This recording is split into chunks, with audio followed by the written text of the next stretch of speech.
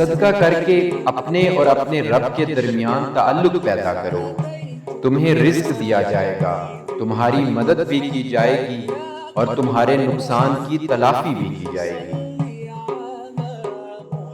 تندرستی کی حالت میں آدمی کا 1 درہم صدقہ کرنا موت کے وقت 100 درہم صدقہ کرنے سے افضل ہے۔ صدقہ سائل کے ہاتھ سے پہلے اللہ کی بارگاہ میں جاتا ہے۔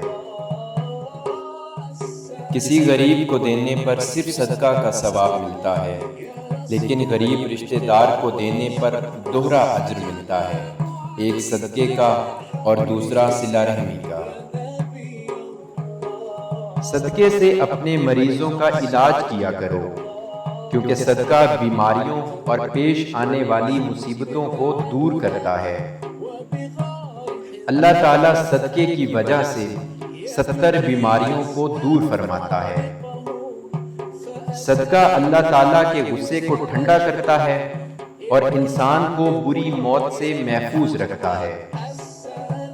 بے شک کسی کا صدقہ اس کی قبر سے گرمی کو دور کر دیتا ہے۔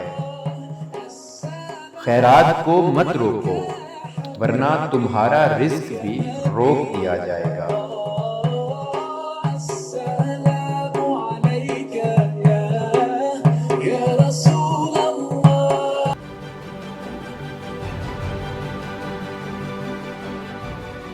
عکس، سچائیوں اور حقائق کا عکس۔